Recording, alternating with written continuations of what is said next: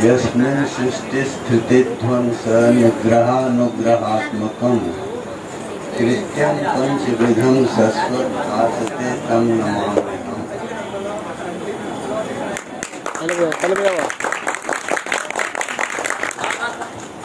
गुरुर्ब्रह्मा गुरुर्विष्णु गुरुर्देवो महेश्वरः गुरुः साक्षात् परं ब्रह्म तस्मै श्री गुरवे नमः। इस श्लोक का अर्थ आप लोग जानते हैं। जो विरोधाभास प्रतीत होते हैं, जैसे गुरु को ब्रह्मा कह दिया, माने वही जो है सृष्टि का निमित्त हो, और गुरु को फिर विष्णु कहा तो वो पालन में निमित्त बन गए, पालन कर्ता भी बन गए। और गुरु को शंकर कहा तो वो संहार करता भी बन गए। लेकिन वो सृष्टि कहाँ करते हैं, पालन किसका करते हैं, और संहार क्या कहाँ करते हैं? तो गुरु शब्द जो है वो शिष्य के सापेक्ष है। जिसके गुरु हैं उस शिष्य की वो सृष्टि करते हैं। किस तरह से करते हैं? उसमें नूतन गुणों का सर्जन करते हैं। जैसे किसान बीज बोता है ना खेत में, और वो समय पर अंकुरित होता है, उसी तरह गुरु सद्गुणों का आधान करते हैं, स्थापन करते हैं, और उसके द्वारा फिर वो गुण अंकुरित और जब पल्लवित हो जाते हैं तो वो दिखाई पड़ने लगते हैं। इसलिए गुरु जो है आप, क्योंकि ये है ना कि हर व्यक्ति के तो गुरु हैं अलग अलग, लेकिन ईश्वर का चिंतन गुरु रूप में ही दिया है। स्वदेशिकस्य शरीर चिंतनम भवेद अनंतस्य शिवस्य चिंतनम स्वदेशिकस्यैव च नाम कीर्तनम भवेद अनंतस्य शिवस्य कीर्तनम। अपने जो देशिक हैं, अपने जो गुरु हैं, उन्हीं का ही स्वरूप का चिंतन, वो अनंत ब्रह्म का चिंतन, अनंत शिव का चिंतन, और स्वदेशिकस्यैव च नाम कीर्तनम भवेद अनंतस्य शिवस्य कीर्तनम। इसीलिए दिया है ध्यान मूलम गुरुर मूर्ति पूजा मूलम गुरु पदम। ध्यान मूलम का क्या मतलब?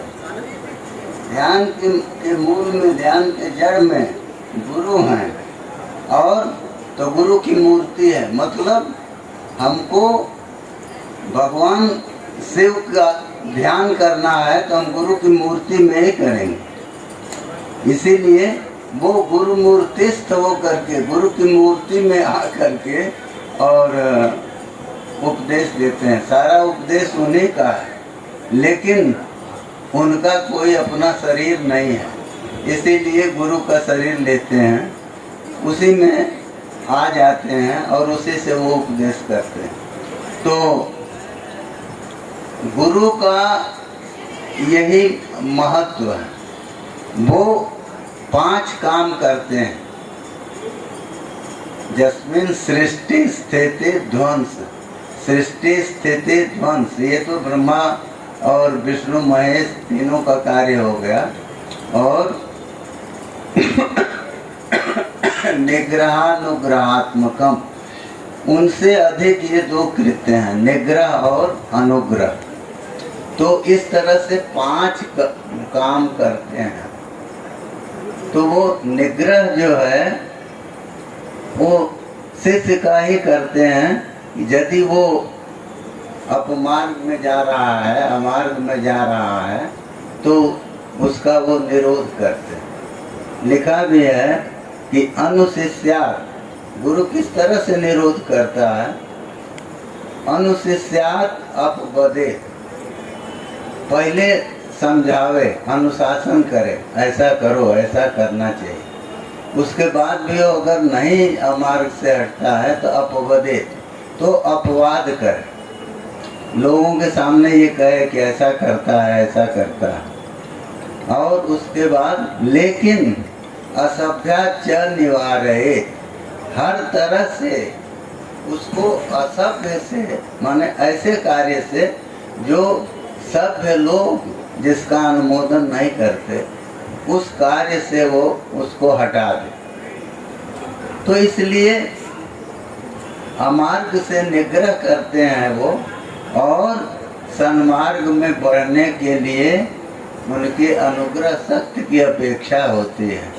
उनके अनुग्रह से ही हम बढ़ते हैं। इसीलिए तो इतना महत्व दे दिया, बिन गुरु हो इन ज्ञान, ये कह।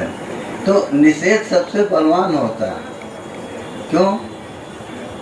ईश्वर चाहेंगे तो नहीं होगा, नहीं, उनको भी गुरु का माध्यम ही लेना पड़े।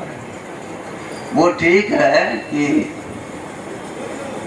गुरु और ईश्वर में कोई भेद नहीं है, लेकिन उसी माध्यम से वो उपदेश करेंगे, तभी तो गुरु की महिमा बचेगी।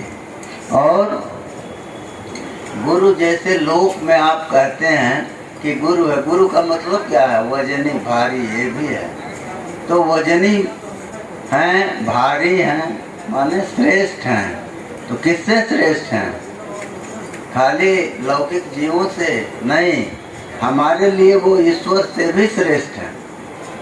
क्योंकि वो अथति बाधके सर्वम वाक्यम सावधारणम।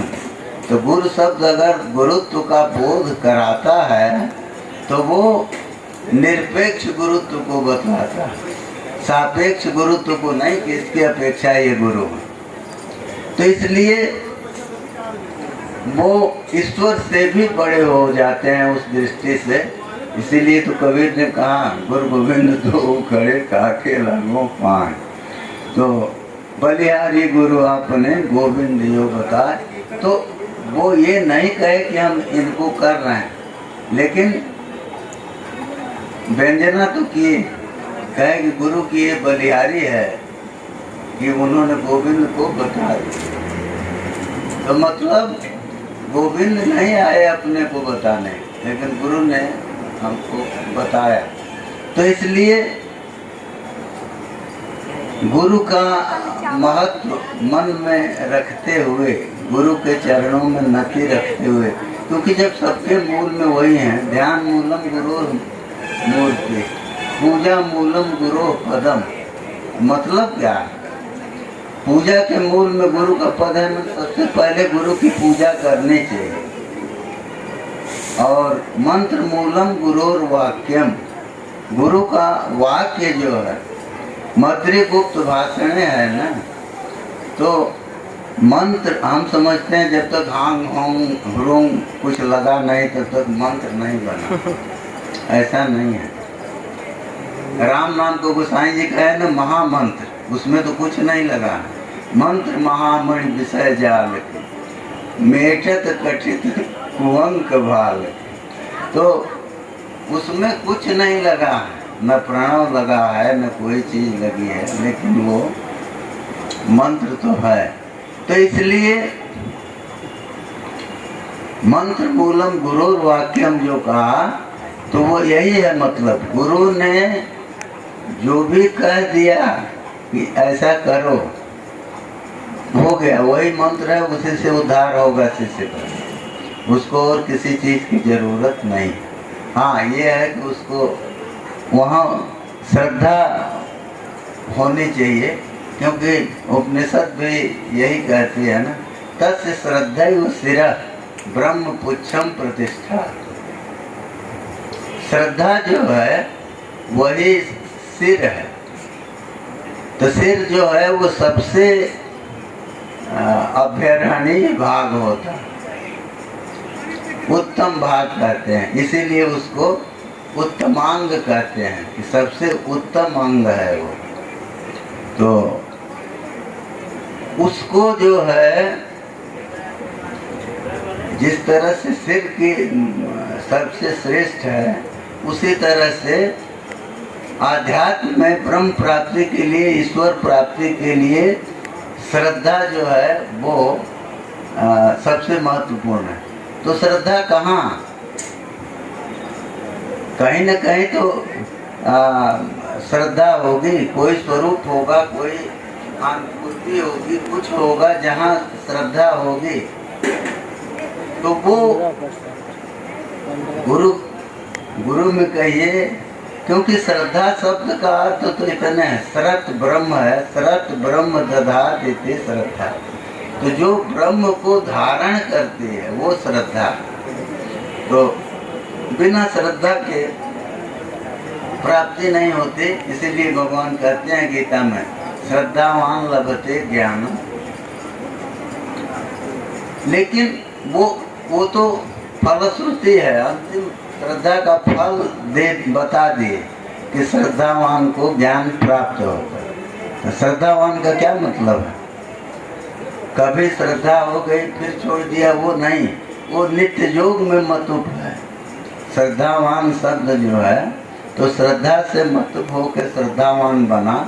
तो श्रद्धावान का अर्थ है जो निरंतर जिसकी श्रद्धा, माने किसी भी प्रकार के प्रलोभन में, किसी भी प्रकार की वंचना में, किसी भी परिस्थिति में, किसी के भी आने पर वो श्रद्धा जो है वो हिलती नहीं, उसमें कोई वो नहीं है, तो वो नित्य श्रद्धा है। तो प्रशस्त श्रद्धा कहिए तो नित्य योग में मतुप है। तो नित्य योग का अर्थ है कि हमेशा जिसमें श्रद्धा है। तो कहें कि बस उतने से काम चल जाएगा, तो नहीं, तत्पर संयतेन्द्रिय। तत्पर का अर्थ क्या है? कोश कहता है तत्परे प्रसिता सक्त, प्रसित आसक्त।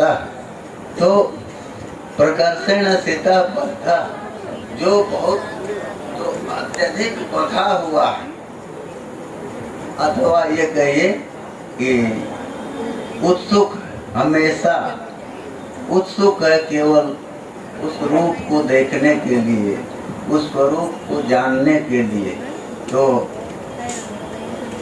उसको प्राप्त होगा। तो ये दूसरी बात बताए, श्रद्धा मांग लगते ज्ञानम, लेकिन तत्पर संयतेन्द्रिय है, केवल तत्पर होने से नहीं होगा, संयतेन्द्रिय होना पड़ेगा, इंद्रियों को संयत करना पड़ेगा, सम्यकतया नियंत्रित करना पड़ेगा।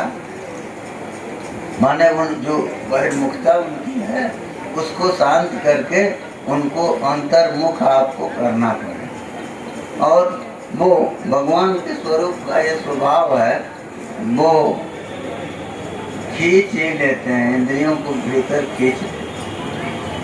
तो तीन बात कहे, श्रद्धावान लभते ज्ञानम, तत्पर संयतेन्द्रिय। तो लेकिन अगर हम इसको नहीं करते हैं, ये कहे कि नहीं करें, केवल श्रद्धा रहे, तो ये नहीं संभव। अगर नित्य श्रद्धा है तो वो श्रद्धा आपको आगे बढ़ाएगी, वो तत्पर बनाएगी, संयतेन्द्रिय बनाएगी। नहीं तो इसका मतलब है कि आपकी श्रद्धा नित्य नहीं है, आप उस तत्व को पाना नहीं चाहते। तो जब आप नहीं पाना चाहेंगे तो कैसे मिलेगा? पहले अपने को तो निर्णय लेना होगा। तीन वो है ना, मान पहले हम निश्चय करेंगे कि हमको ये करना, तो निश्चय करके तब जो है मार्ग को पकड़। तो निश्चय का मतलब क्या होता है? पूर्णतः चयन, पूरी तरह से हम चयन कर लिए। तो पूरी तरह से चयन किए माने उसका विचार करके जो भी है उसके गुण लाभ गुण दोष को समझ करके हमने उसका चयन किया। तो चयन हो गया, इसको प्राप्त करना है, उसके लिए ये साधन करना है। क्योंकि देखिए, केवल उद्देश्य का उपदेश, केवल इसलिए कह रहे हैं कि अगर साधन का उपदेश नहीं है, केवल उद्देश्य का उपदेश है, तो उसमें जो है व्यक्ति जो है वो पूरी तरह से निस्संदेह होकर प्रवृत्त नहीं हो। जिज्ञासा तो होगी, आप साध्य के बारे में बता देंगे, भगवान का ये स्वभाव है, ये गुण है, ऐसा करते हैं, ऐसा किया तो सब किया या सब करते हैं, तो वो कौन सी ऐसी क्रिया है जिसके करने से वो उस तरह से हमारे साथ भी करेंगे।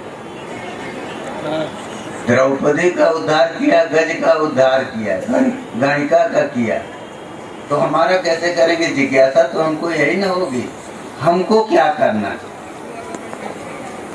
ये जरूर है कि उससे आप आक्षेप करेंगे, ये सोचेंगे कि भाई जिस तरह से गज ने मन लगा के पुकारा तुम भी पुकारो, तो गज ने मन लगा के पुकारा, किया क्या। अरे जल में कमल था, वहीं से कमल और जल दोनों निकाल के एक के साथ फेंक दिया उनको। फेंका मैंने अर्पित किया, क्योंकि कहा है कमल को फेंकते समय, अर्पित करते समय कहा है नारायण अखिल गुरु भगवान नमस्ते, इतना कहा। हे नारायण, हे अखिल गुरु, माने संपूर्ण के गुरु हैं आप, तो आप कौन और भगवान हैं, माने सर्वविध ऐश्वर्य संपन्न है। ऐसा नहीं है कि आप निरीह हैं, असमर्थ हैं। तो जब हर तरह से समर्थ हैं तो भगवान नमस्ते, आपको मेरा नमस्कार है, इतना ही तो कहा। ये नहीं कहा कि हमारी रक्षा करो। हम लोग क्या करते हैं, पहले सारा संसार का जो हमारी संसार की समस्या है वो सब लाद देते हैं उनके ऊपर, और उसके बाद जो है एक दो पत्ते दिखा देते हैं, एक तो फूल चढ़ा देते, तो दब तो गए पहले इच्छा के बोझ से ही। अब कहाँ से आपका पुष्प स्वीकार करेंगे। पुष्प जो है विकास का प्रतीक, तो माने पुष्प जब अर्पित आप कर रहे हैं तो उस समय आपके मन में विकास चाहिए, और आपने तो मन को संकुचित कर दिया, उसमें जितना भी बन पड़ता है उतना ह्रास ले आया, तो उस अर्पित कर रहे हैं, विकास के प्रतीक को अर्पित कर रहे हैं, और मन को जो है संकुचित कर दिए, तो वो सुमन रहा नहीं। मन जो है वो सुमन रहता, अच्छा मन होता, तो वो उसके द्वारा दिया गया ये फूल भगवान को स्वीकार होता। इसीलिए वो श्रद्धा भक्ति का प्राधान्य दिखलाने के लिए गीता में मधुसूदन सरस्वती ने पत्रम पुष्पम फलम तोयम की व्याख्या में कहा है कि ये वो कहे ना कि पत्र पुष्प फल तोय जो में भक्त्या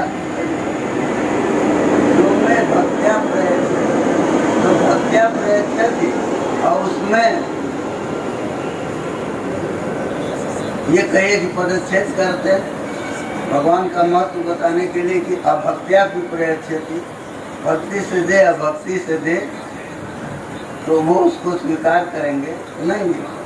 इसीलिए उन्होंने कहा तदहम भक्त उपहितम अस्नामि प्रयतात्मा, भक्ति से दिया तब तो उसको वो लेते। ये भी अर्थ किया लोगों ने कि भगवान उसको प्रत्यक्ष लेते, हम देखते नहीं हैं लेकिन वो प्रत्यक्ष उसको स्वीकार करते। तो ये भक्ति का महत्व। हम अगर उस तरह का मन नहीं बनाए तो कहने यही जा रहे थे कि पुष्प विकसने धातु है, तो पुष्प जो है वो विकास का प्रतीक है, माने प्रयास करके मन को विकसित करके। तो मन का विकास क्या होगा, इच्छाओं के बोझ से तो हम उसको ह्रास की ओर ले जा रहे हैं निरंतर। अरे विकास कम से कम आप आगे नहीं बढ़ाएंगे तो जो उसकी स्वरूप स्थिति है उसको तो रहने दीजिए, उसका स्वाभाविक स्वरूप है उसमें रहने दीजिए। वहाँ भी वो नहीं रहेगा तो वो आप अर्पित करेंगे। अर्पण क्या है, अर्पण तो यही ना है कि श्रेष्ठ के प्रति किसी चीज को हम दे रहे हैं। तो ये जो श्रेष्ठ के प्रति, ये श्रेष्ठ हैं भगवान तीनों लोक में, चाहे जो भी चराचर हैं उनमें उनसे श्रेष्ठ कोई नहीं। तो जब उनका ये स्वरूप हमारे मन में आएगा, उनकी उत्कृष्टता, तो वो कब आएगी? जब मन में विकास होगा। मन जब खाली इच्छाओं से ही लग गया तो फिर वो क्या भगवान के स्वरूप के बारे में क्या सोचे? उसको नहीं सोचेगा।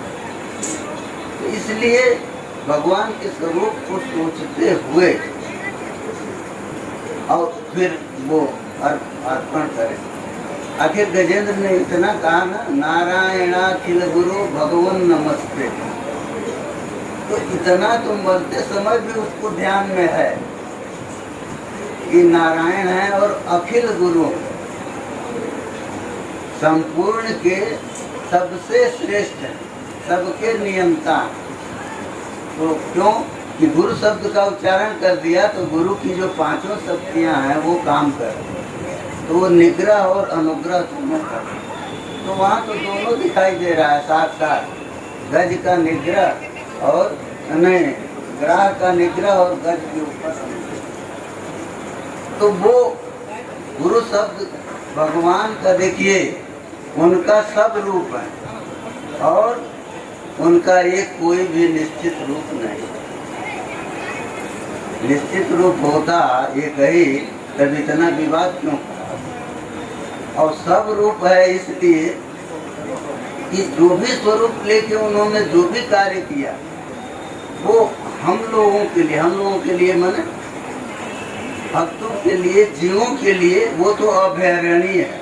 वो चाहे मत्स्य योनि में गए, मत्स्यावतार लिया उन्होंने, तो वो भी पूजित हैं। और तो जो भी वो अवतार ले लेंगे, क्यों कि वो अवतार का मतलब क्या है? वो साक्षात परब्रह्म परमात्मा, वो उस रूप में कुछ अपनी शक्तियों को तिरोहित करके उस रूप में आ, सब शक्तियों की अभिव्यक्ति नहीं है। यही कहें कि नहीं है तो वहाँ भगवान है और शक्तियाँ नहीं हैं। इसीलिए हम कह रहे हैं ना कि वो तिरोहित करके आ रहे हैं। मत्स्य अवतार में आए तो मत्स्य अवतार में रामावतार और कृष्णावतार से शक्तियाँ उसमें नहीं है, कम है, ये नहीं है, लेकिन वो उद्भूत नहीं वहाँ, क्योंकि वहाँ जो उद्देश्य है उस उद्देश्य की पूर्ति के लिए जो अपेक्षित है उतनी शक्ति का वो वहाँ आविर्भाव है। और ये जो हम लोगों की धारणा है कि मत्स्य अवतार में तो उनके पास हाथ पैर ये सब नहीं है, तो ऐसा कुछ नहीं है। जब वो उनको हाथ पैर की अपेक्षा ही नहीं है, बिन पर चले सुनाई बिन काना और कर बिन करम करे विधि नाना, तो अब बचा क्या है जिसको वो नहीं कर सकते। तो ये जरूर है कि जल में वो गए और वहाँ से पृथ्वी को लाना था, तो उस अवतार को उन्होंने ले लिया। एक बार एक प्रश्न आया था, वो उस पर हमको बताए लोग कि YouTube पर या वो कहाँ है कि मैंने जब सारा जल धरती पर ही है, अरे यहाँ समुद्र जो है उसकी भी तलाशी है तो वहाँ धरती है, तो संपूर्ण जल जब धरती पर है तो भगवान की धरती कहाँ डूबी हुई थी जिसका उद्धार करने भगवान गए और उसको लिया। माने जब जल का आधार पृथ्वी के अतिरिक्त नहीं है, यही भ्रांत धारणा जो है इस शंका का मूल है। भ्रांत धारणा इसलिए कह रहे हैं कि ऐसा नहीं है कि जहाँ जल है वो पृथ्वी को ही आधार बना के वही है, क्योंकि महाभारत शांति पर्व में आप देखिए 182 या 183 अध्याय, तो उस अध्याय में ये वर्णन है कि एक श्रृंखला है जिसमें जल और जल पवन, इस तरह से एक पूरी श्रृंखला है। उस श्रृंखला को अनंत कहा। अनंत है माने उसका अंत नहीं है। वो संवाद में ऋषि कहते हैं कि भाई उसका अंत आज तक किसी ने देखा नहीं कि ये श्रृंखला कहाँ तक गई। तो ये जो अंतहीन श्रृंखला है, तो उसमें कहीं भी पृथ्वी पर आधारित जल नहीं है। वो पूरी की पूरी श्रृंखला जिसमें जल और वायु, फिर जल वायु, ये जो चल रहा है क्रम, उसमें पृथ्वी को आधारित करके जल नहीं है और वायु को तो नहीं है। तो वो जल जो है, वही जल जो है वो व्याप्त है, वही जल बहुत अधिक है, क्योंकि उस परंपरा को अनंत कहा है, तो उसका अंत नहीं है। तो उसी परंपरा में, अच्छा आप कहेंगे कि वो आकाश में होंगे, ऐसा नहीं। तो आकाश कहाँ नहीं है? ये पृथ्वी जो हम देख रहे हैं, आखिर इसका एक परिमाप है, और उसके बाद तो आकाश ही आकाश है। वो चाहे पृथ्वी के नीचे कहिए, जहाँ भी कहिए, तो वो है। तो भगवान करते क्या हैं? गीता में कहा ना, गाम आविष्ट भूतानि धारयाम्यहमो जैसा। कहते हैं पृथ्वी में प्रवेश करके प्राणियों को अपने ओज से, अपनी शक्ति से धारण करते। तो वो धारण करते हैं, तो किस स्थिति में धारण करते? वहाँ दिया है, आप भागवत पढ़िए जहाँ ये प्रसंग है हिरण्याक्ष का। तो वहाँ दिया है कि हिरण्याक्ष जब पृथ्वी को उसी जल से, होता ये है कि जब तक सृष्टि का व्यवहार काल है, सृष्टि में व्यवहार जितना है वो पृथ्वी के ऊपर है।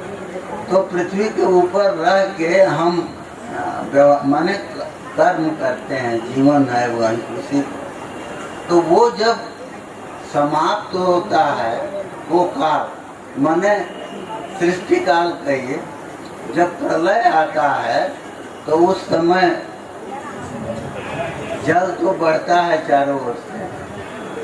तो पृथ्वी, भगवान पृथ्वी को जो ये कहा कि धारण करते हैं, गाम आविष्ट भूतानि, किस लिए धारण करते हैं? इसलिए कि सृष्टि इस पर हो सके। और कौन? गाम आविष्ट भूतानि, प्राणियों को हम धारण करते हैं। प्राणियों के धारण का प्रयोजन क्या है? कि वो रह के अपने कर्म का छपन कर सकें, और जो भी भक्ति आदि कर सकते हैं वो करें, माने उनको कर्तव्य का अवसर वहाँ मिलता है। तो इसलिए वो काल है। अब उस काल की जब समाप्ति होती है, जब प्रलय काल आता है, तो भगवान पृथ्वी को अपनी जो धारण, जो शक्ति है, वहाँ से उस अपनी शक्ति का संकोच कर लेते हैं। तो पृथ्वी टिकी तो है उन्हीं के संकल्प पर, उन्हीं की शक्ति पर। तो उसको अपने स्थान से विचलित होना, स्थान से गिरना कहिए, वो स्वाभाविक है, गिरेगा। तो जब तो वो उस जल में जाती है, जो जल और इसकी श्रृंखला बनी हुई है, उसी में वो जाती है। तो वहाँ वहीं पड़ी रहती है। जब सृष्टि का समय होता है, तो वो उसको वहाँ से निकाल के और ला के यहाँ प्रतिष्ठित करते हैं। ये उन्हीं का काम है। तो वही काम वो कर रहे थे। हिरण्याक्ष चुरा ले गया था, ये नहीं, वो तो पृथ्वी तो गई है अपने, जैसे भगवान का संकल्प घटा, उसको जाना था, वो चली गई। उसके बाद जब ये लेके आ रहे थे ऊपर, क्योंकि जल के ऊपर ला करके प्रतिष्ठित करना है जिससे कि सृष्टि का कार्य आगे, तो ला रहे थे। उस समय हिरण्याक्ष जो है वो प्रहार करने लगा। वो चुरा के नहीं ले गया। तो जब, क्योंकि अब वो तो मान लीजिए वो लिखा है ना, प्रलय पयोधि निमग्न। हाँ, तो प्रलय पयोधि का जो जल है उसमें वो निमग्न थी, निशेषण पूर्णतया मग्न डूबी हुई। तो उसमें से उन्होंने उसका उद्धार किया, उसको ऊपर ले आया। तो ऊपर ले आया और ले आकर के व्यवहार जो भी स्थिति स्थापित की, तो जो शक्ति जिस पर वो प्रलय की पहले स्थिति जिसके द्वारा टिकी थी, उसी शक्ति से वो फिर स्थापित हुई है और उसके बाद सृष्टि का कार्य शुरू हुआ। तो ये जल और उसकी श्रृंखला जो है उसके कारण ये हुआ। धरती के जल में धरती कहाँ से जुड़े, इसके लिए उस वहाँ के उस प्रसंग को पढ़ना चाहिए महाभारत में। तो इसलिए कहने का मतलब इतना है कि वहाँ तो सब कह दिए कि हम वैश्वानरो भूत्वा प्राणिनाम देहमाश्रिता प्राणापान समायुक्त पचाम्यन्नम। तो ये हम लोगों के शरीर में वो वैश्वानर के रूप में प्रविष्ट। तो हर जगह जहाँ भी हैं वो उन्होंने सब कुछ पूरा का पूरा कहिए तो धारण तो वही कर रहे हैं।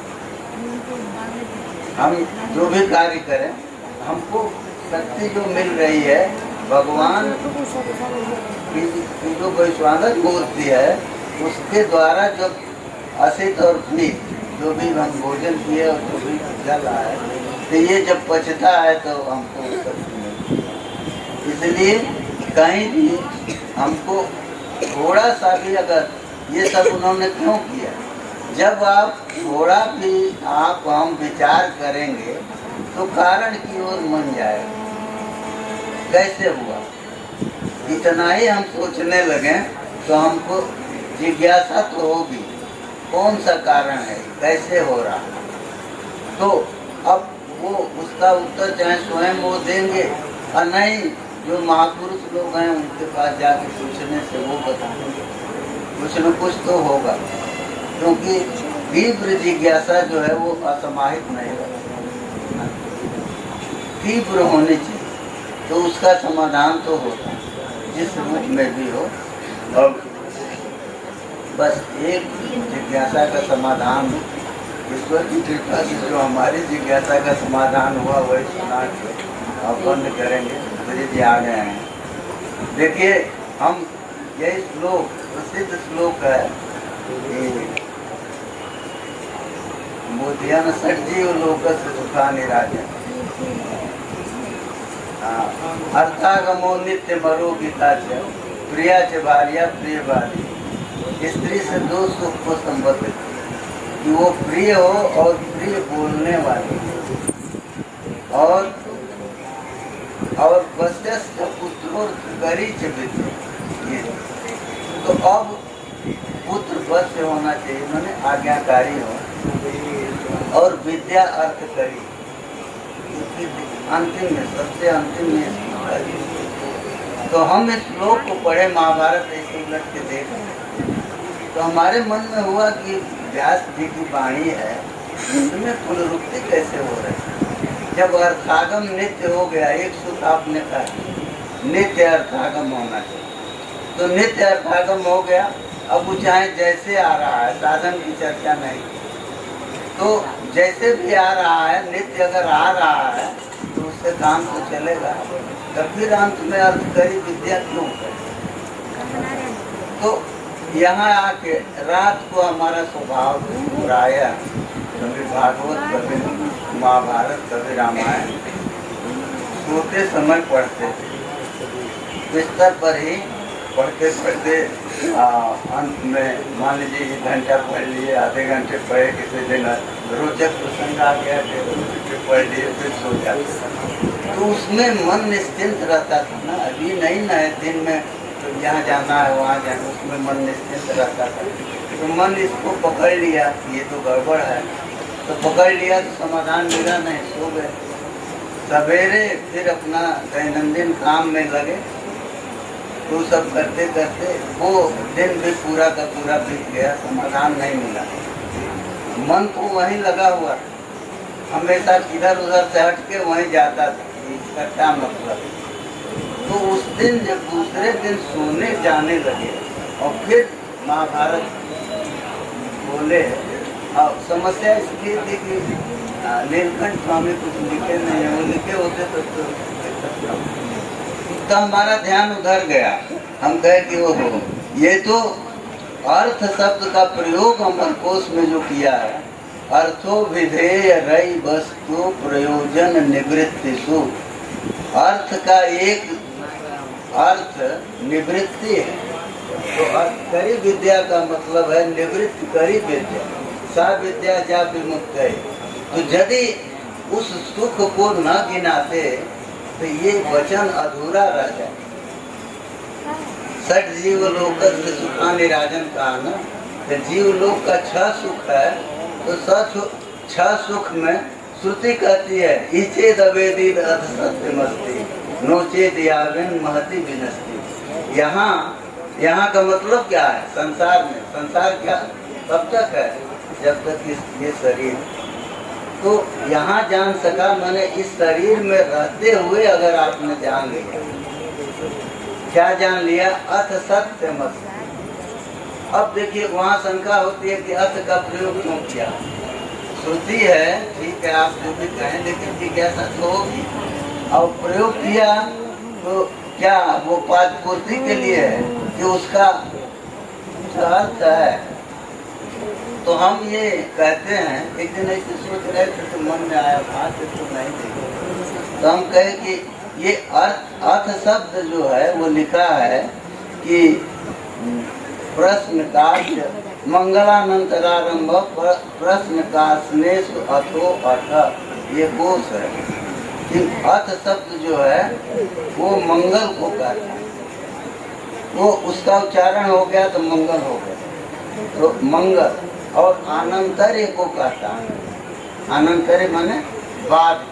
अर्थ आ गया तो इसका मतलब कि हम जो कुछ कर रहे हैं अब उससे हट कोई दूसरी चीज करें। और फिर आरंभ को कहता, और प्रश्न को कहता, और काश में संपूर्णता को कहता। तो इतना दिया, तो हमने ये सोचा कि यदि वो जान सका अर्थ सत्य मस्ती माने मंगल स्वरूप सत्य है। मंगल तो वही न है, इसके अलावा कौन है? वो सत्य स्वरूप परमात्मा जो है, उसके अलावा तो सब अमंगल है। उसी से संबद्ध हो के सब कुछ मंगल है। और नहीं जैसे चीनी की गुड़ की मिठाई से, चीनी की मिठाई से ही सब जगह मिठास है, और वो नहीं है तो नहीं। उसी तरह से जो भी मंगल है वो सब उस परमात्मा से संबद्ध होके ही है। वो यदि नहीं उससे संबद्ध है तो वो मंगल नहीं, अमंगल है। इसीलिए गोस्वामी जी ने कहा मंगल भवन अमंगल है। तो मंगल भवन है और अमंगल का हरण करने वाला। तो ये जब मन में आया तो हम कहेंगे अच्छा, तो ये मतलब है कि ये शरीर जो है ये इसके लिए है कि हम जान सके यहाँ पर। अनुचित याविन महती विनस्ती, यदि यहाँ नहीं जान सका तो अब फिर आगे थोड़े जानने का अवसर। वो अवसर जिनको मिलता है अन्य लोकों में, मान लीजिए कृष्ण लोग गए, शिव लोग गए, साकेत धाम गए, जहाँ भी गए, तो वो लोक प्राप्ति सबको नहीं होती। वो तो मुक्ति है, उसकी चर्चा इसके साथ नहीं होती। ये तो इतने के लिए है कि आप यहाँ रहते हुए क्या करते हैं और आपको क्या करना चाहिए। आखिर भगवान के लोक की प्राप्ति का इतनी आसान है, कोई चला जाए। भक्ति चाहिए, उनकी सबसे बड़ी चीज है उनकी कृपा चाहिए। तो इसलिए ये निवृत्तिकारी विद्या जो है उसको वो अर्थकारी विद्या का मतलब है निवृत्तिकारी विद्या। जैसे मस्कार्थो धूमा में कहा, भाषा में भी लोग कहते हैं क्यों धुआं किए हो? मच्छर के लिए। मच्छर के लिए किए हो? मच्छर को पैदा करने के लिए कि भगाने के लिए? ये कोई नहीं पूछता। मच्छर के लिए किए, माने मच्छर को भगाने के लिए, मच्छर की निवृत्ति। वैसे वहाँ निवृत्तिकारी विद्या है, तो वो जीव लोक के सुख में सर्वोत्तम सुख है और उसमें विवाद की जरूरत नहीं। हम ये हमेशा कहते हैं, विवाद में आप पड़ जाएंगे तो निवृत्ति का सुख कहाँ से पाएंगे? आप निवृत्तिकारी विद्या को खींच के और ले जाइए वेदांत की, और उसकी क्या जरूरत है? अरे बिना संसार से निवृत्त हुए भगवान मिले? मन जब तक हमारा आपका हटता नहीं है तब तक भगवान थोड़े मिलेगा। तो जिस तरह से भी भगवान के किसी रूप में उनमें हमारा मन लग जाए, चाहे जो रूप, तो उस रूप में मन लग जाए, हमारा कल्याण होगा। हम उसको केवल झगड़े में खींच लाते, ये नहीं। इससे हमारा व्यक्तिगत क्यों, हम सिद्धांत पर लड़ रहे हैं। सिद्धांत का हमने अनुभव किया। कोई पूछ दे कि लड़ रहे हो कि निर्गुण, चौधरी जी कहेंगे सगुण। तो अब कोई हम लोग लड़ रहे हैं, कोई पूछ दे कि आप जाने कि सगुण है, भगवान का दर्शन हुआ, अनुभूति हुई, हमसे पूछे कि निर्गुण कह रहे हो, अनुभूति हुई, वो कैसे रहे? तो इसलिए कहे कि इस विवाद में न पड़ के और भगवान का भजन करना चाहिए, उनकी प्राप्ति के लिए प्रयास करना चाहिए, और उसके लिए जो मार्ग है उसको अपनाना चाहिए। उसके जो उपदेशक हैं उनको श्रद्धा से नमन करना चाहिए। बस यहीं विराम लेंगे। अब आप व्याख्यान सुनिए।